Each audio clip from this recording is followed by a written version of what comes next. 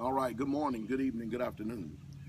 Ladies and gentlemen, citizens of YouTube, this is Pastor Dow.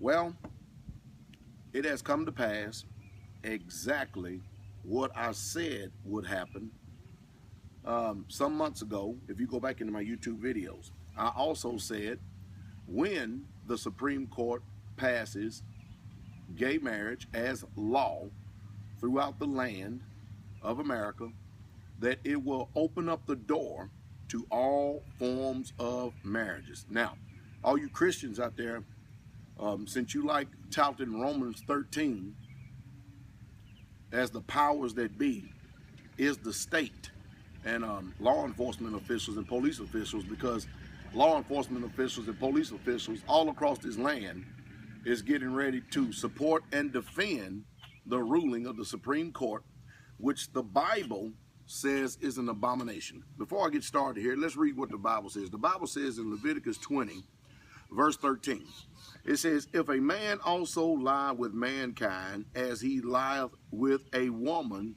both of them have committed an abomination.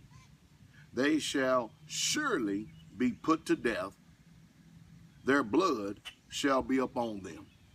Well, again, now what we need to do, those of us who are Israelites, those of you who profess Christianity, I think that you're figuring out who the God of the United States of America is. It's the laws that are set forth by men. It's the Supreme Court. It's the president. You know, it's a plethora of gods, just like it were in Romans. Now, what I'm going to do is I'm going to actually quote here this morning, directly, verbatim, what President Barack Hussein Obama said as he proudly stepped to the podium and gave this particular public address concerning the Supreme Court's gay marriage ruling. And this is what he said. He says, "Because of a slow, steady effort is rewarded with justice has arrived, like a thunderbolt here in America." He said this morning, the Supreme Court recognizes that the Constitution guarantees marriage equality. Y'all hear that? Listen to that. In doing so, all Americans are guaranteed. You hear that? They are all guaranteed. Guaranteed. Another quote, people should be treated with equality regardless of who they are and who they love. Well, guess what? Like I said, now everybody, all lawmakers, everybody has to bow down to all forms of marriage. So guess what? You people who believe in patriarchal marriage with a biblical lifestyle, biblical marriage, you have nothing to worry about. I told you, the gay agenda was going to open up the door wide open for all forms of marriage in America. Now, let's deal with a few topics here for a second. Number one, I think that those of you who believe that this book is the divine power and the supreme power and its word is law all across this land, the only choice you got is to run for the hills. That's the choice you got right now. Number two, you Christians out there, you've got a lot of a reevaluation to do, because now your churches, your assemblies, your home Bible studies, gay and lesbians can now be pastors. See, this is bigger than just a ruling all across this land. I mean, there is no discrimination whatsoever at all. And those of you who are 501c3, you're getting ready to feel the heavy hand and the weight of the law come down on you like a 2-ton heavy stick, because they will not put up with this, with all of this discrimination against those who choose a, what they call, look at this, an American form of government, constitutional approved, government approved marriage.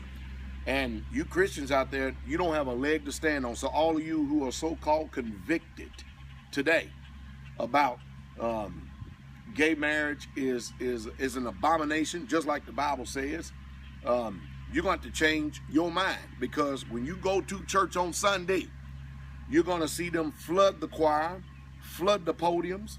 You're going to see them testifying. You're going to see them getting married in your institution, in your churches.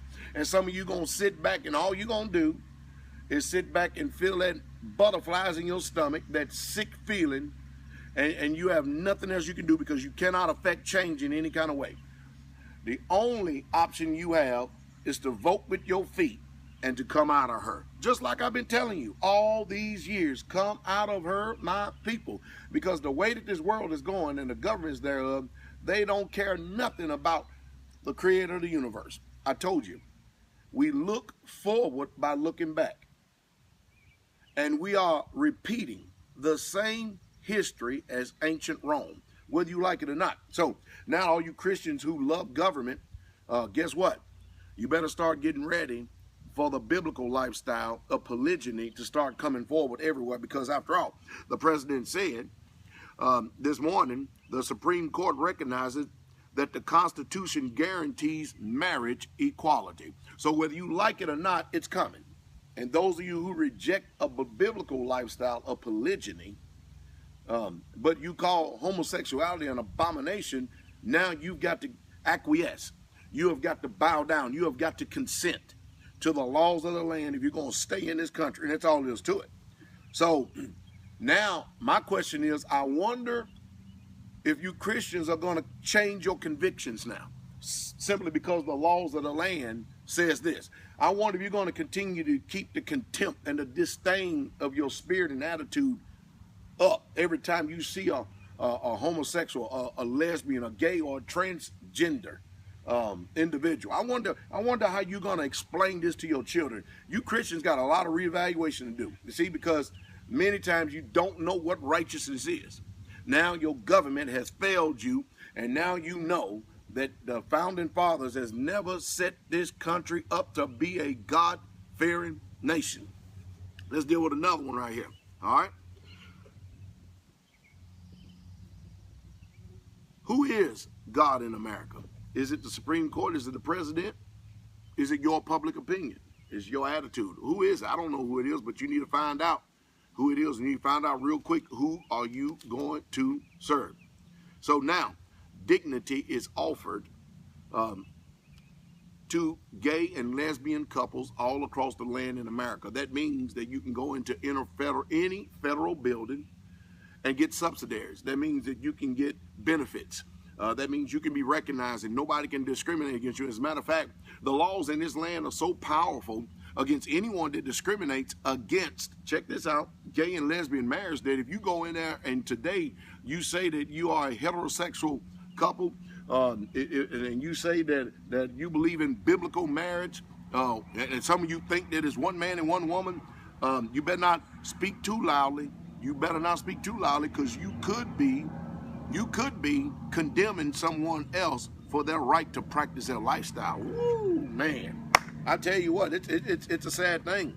So, why is it that today, you see, most of you hate the righteousness of these scriptures right here. But you love your own self-righteous and your own book of the law and your own personal conviction. Well, you've got something to do. You've got something to come to. You've got some decisions and choices you need to make for you and your family, because whether you like it or not, this tidal wave of an abomination is not going to stop in this land. This land, the people of this land is waxing worse and worse. They are deceived, and they're being deceived. And I told you, this country is all but finished.